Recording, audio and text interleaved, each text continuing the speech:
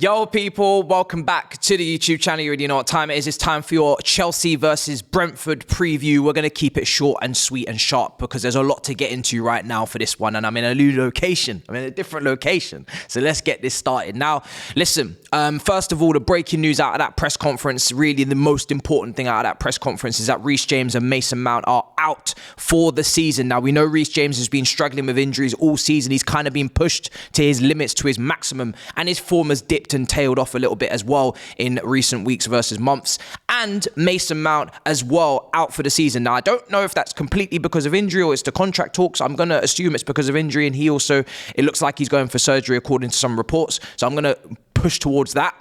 But it actually could be his last game for Chelsea, Mason Mount. If he doesn't get that contract signed up and he's not playing until the end of the season, we could have witnessed Mason Mount in a Chelsea shirt for the last time, which is absolutely insane to think about. Absolutely insane. Reece James, I'm in favour of him being out for the season in terms of going and getting that surgery. Like I said, his form has tailed off and there's nothing to play for anyway. As much as Frank Lampard, of course, doesn't want to say that and he wants to put pride on the line here with these next few games coming up.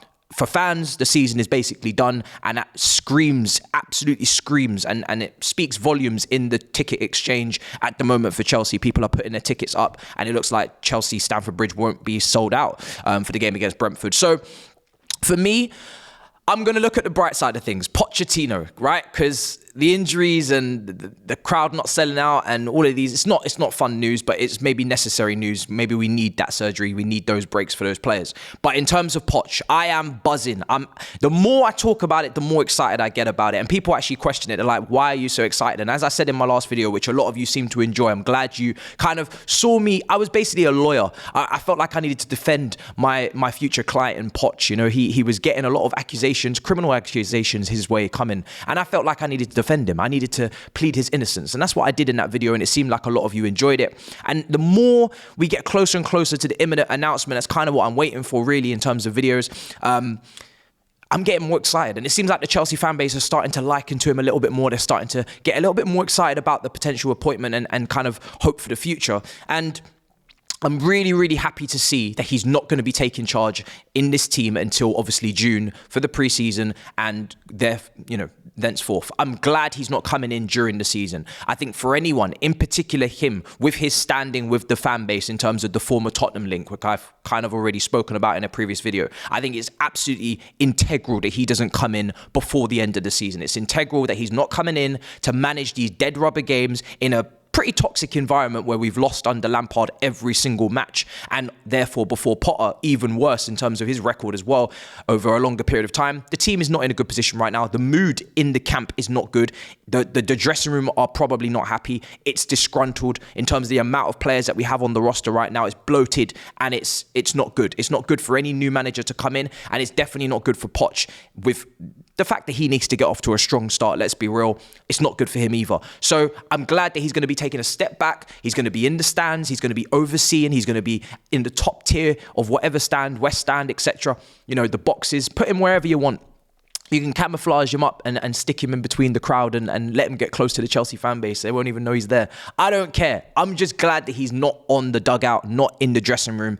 He can make his decisions and his player opinions from the matches coming up and have those WhatsApp conversations in the group chat with Todd Bowie and Ed Bally and Frank Lampard, and they can discuss players that are going to be staying, going, etc. But I'm glad to see that they are going to have him from a distance, because like I said, he doesn't need to come in under these circumstances. As much as it sounds harsh or it sounds crazy, much love to Frank, but I'd much rather he take the fall. I'd much rather Frank takes the fall for this current moment, this current period. He's not going to be here in the long term. He's just an interim. Much better that Pochettino comes in a fresh start, fresh canvas, hopefully a much trimmed and condensed squad, and then we can kick on with a new lease of life. So good to see that he's not coming in early doors. Now, this will kind of relate more to the team that I pick and in terms of my opinions for the game against Brentford, because you have to get this right. We do want to win. I think we need to win. You know, we have had a long gap between this game and Real Madrid and Brighton. Now, it seems like Brighton and obviously Premier League games, Frank has been going with a 4, and then when it comes to Real Madrid, he went with the 3-5-2 at Stamford Bridge, a little bit more defensive. I expect him to go back to a 4 in this game. So I'm trying to, with my team, because this is my team, I don't do predictions in terms of the team. I always go with the team I want to see.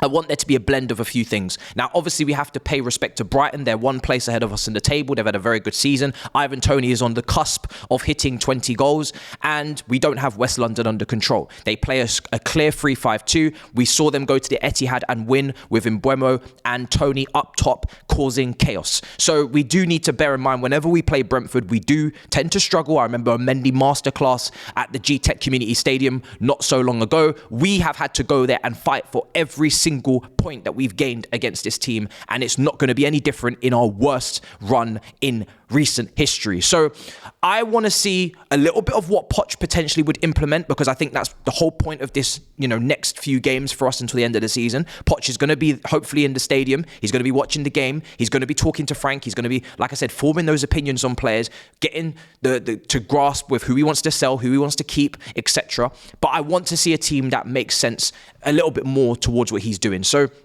I am going to go with the back four. However, because Reece James is out for the season, I'm going to play Fofana at right back.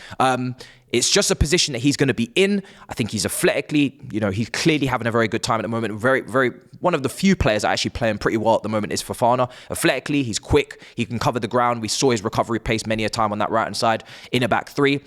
And I'm going to play Silva and Badiashile in the two centre-back positions in the back four. I'm not going to throw Azpilicueta at right back. I personally think it's pointless. Listen, at the end of the season, it would be great to bring him on as a sub so he can clap the fans and say goodbyes and whatnot. But next season, with Gusto coming in and Reece James, we don't need Azpilicueta. So again, Fofana's going to be part of Poch's plan, more likely in a back four. And that's why I'm keeping the back four. But you have traditionally got those three centre-backs in there for the crosses, for the set pieces, for the long throws, to deal with the two strikers when Janssen wants to lob it forward. So we got the three centre-backs there, but I'm lining it up as a four, right? And Fofana's not exactly going to be an overlapping, Ben White maybe on the right hand side, but he's competent. He's going to help us keep our shape and keep our possession. So Silva, Badiashile, and then in the left back position, I am going with Ben Chilwell, of course, and he'll have a lot more license to get forward, and it won't be so symmetrical in that regard. Now in the midfield three, I'm going with Kante, Enzo, and Mason Mount is out, so I'm actually going with Carney. I'm going with Carney from the start. I want to see Carney get minutes. I want to see Carney get opportunities. He's not got many opportunities at all since he's moved from Aston Villa. Gallagher's got loads of opportunities. If I was doing a prediction, I'd assume Gallagher's most likely going to start. But please, can I just say loud and clear, this guy is very, very, very, very... the potential for Carney. He's technical. He's something. He's a breath of fresh air. A new lease of life. I want to see him in the team. I want to see something new. I want to see something fresh. I want to see Carney in that midfield three. He's got experience with Kante in there with him. He's got Enzo in there. Like I said, that sixth position, we know in the summer that's most likely going to change. The striker position in this team, who I'm going to play up there, that's most likely going to change. The goalkeeper position, Mendy hasn't been playing. It's mostly been Kepa, but I'm going with Mendy because of those crosses, because of those aerial situations that we're going to have to deal with long throws, with corners, with set pieces. So Mendy, for me, makes sense against Brighton. Let me make that very clear. Kepa is not claiming enough crosses and not commanding enough to be dealing with this kind of team and the kind of bullying that could go on in that box.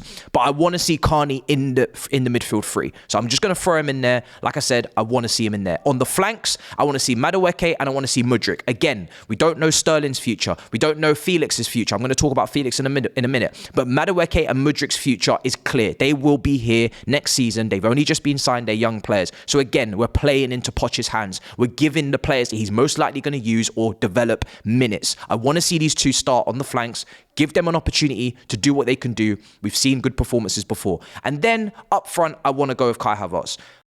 Another one.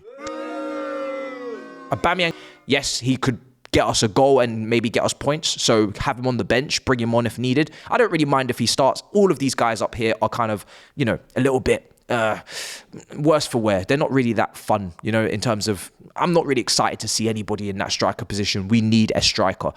Datro Fofana, people will call for. I personally have said it before on this channel. I say it again. The leap from Norwegian League to Premier League is huge. It's vast. Chelsea have been rumoured today to be maybe going with a multi-club model with Saint Etienne in terms of acquiring them as a club, buying them. I don't think he's going to go to a League 2 in France, but the point is, I think Fofana needs a loan. I think he'll get a loan next season.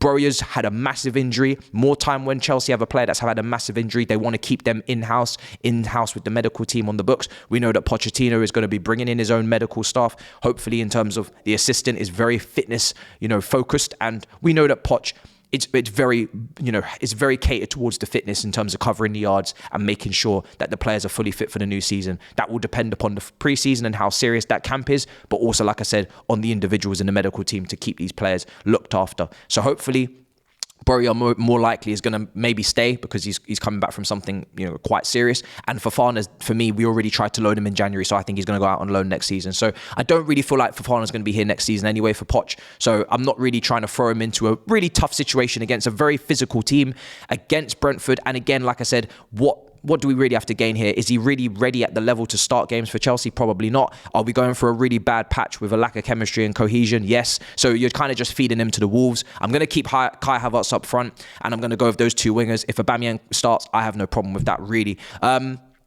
So yeah, I don't really mind who starts out of those two. But yeah, that's the premise of that team.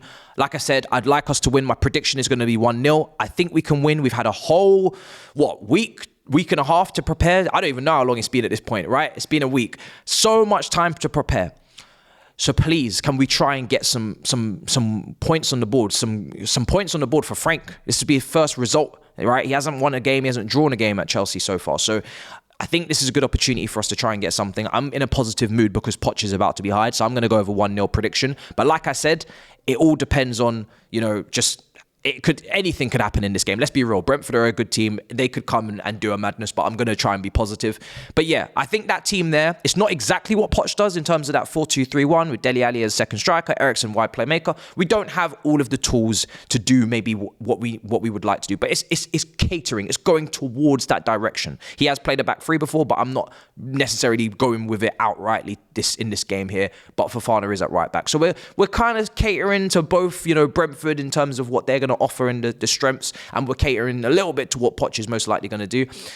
And like I said, it's going to be interesting. Now, finally on Felix, I think the best situation that I can see for Felix right now is, first of all, Poch has to actually want him. And if Poch does want him, and I think Felix is talented, I've never moved from that position. Yes, he has been a bit frustrating at times. Yes, he hasn't completely made the right moves in all attacking areas when we asked for that final pass or that final shot to be in the back of the net. But I do think under a proper coach in an attack-minded system, I think this player could give us quite a bit. Now, I don't want the squad to be bloated, but I also don't want to just sign him to sign him. It's a lot of money. So a loan deal. I think that's probably the most calm outcome for this situation. If Poch wants him and clearly Todd Boehly likes him, then I think a loan deal. You get him on a loan deal next season and you see how that goes. You don't have to put down any serious sum of money. If it doesn't work out, you didn't waste a lot of money, etc. So, but like I said, we'll get to that when we get to that in terms of what Poch wants, who he wants to keep, who he wants to sell, who is actually realistically being kept and sold. We don't know yet, so there's no point talking about it right now. Nkuku's coming in. There's a lot going on. But right now, I'm just waiting for that announcement. Let me know what you think in the comments down below of my team. Let me know what you think about Poch and him not really being in the dugout until next season, starting in June officially. I'm happy with that. Let me know what you think about Reece James and Mason Mount being out as well. And until next time, big up your damn selves. In a bit, people. Peace.